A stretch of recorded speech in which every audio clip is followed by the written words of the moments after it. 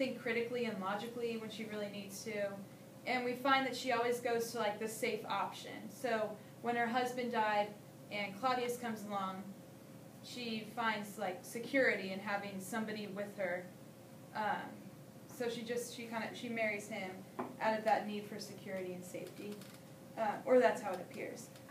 So this photo represents her point of view of life, basically. As you can see, it's like a really narrow. Your focal point is out here, and that's supposed to be the outside world, and that the walls kind of block everything else, and all that's important to her is how the outside world views her and how she appears to be to the outside world. And she's coming out of a tunnel, and that tunnel is like what's behind her. You can't see it, but it's like implied. Is that it's really dark, and those are supposed to represent like the true emotions that she's feeling on the inside, but she refuses to acknowledge them because she's just not that kind of person. She doesn't want to delve into her own emotions, and she refuses to look at the real reasons of why she's acting like this, and instead she just wants to appear strong and like normal to the outside world. And that's what this is showing. It's just a really narrow focus on the outside world. Okay, so then the last one, this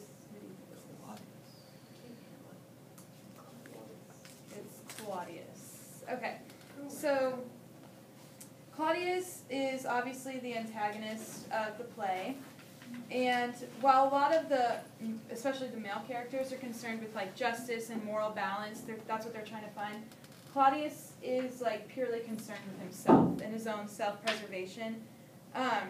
He claims to love Gertrude, but it's kind of obvious, well, like appears obvious to the audience that he married Gertrude as a strategic move to assume the position as king, basically, and just gain more power and prestige in Denmark.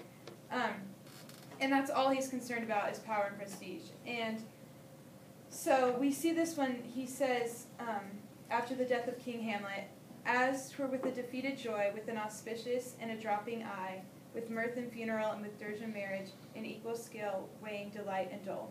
So he's basically saying, yeah, I'm sad, my brother's dead, but at the same time, who cares, because I'm king now. So that's showing his like really unhealthy and unnormal focus. So this picture is supposed to be like, it's not a throne, but it's like a modern interpretation of a throne, because I don't have a throne at my house. But so it's the only thing that's in color is this like throne, this symbol of royalty, and everything else is kind of blurred and it's in black and white. And that's showing that that's all he sees is what's going to get him to power.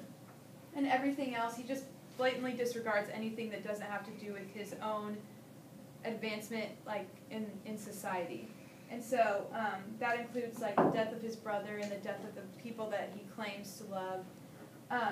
But basically, it's just showing his singular, exclusive focus on his own need to gain power and prestige in Denmark, his own self-preservation.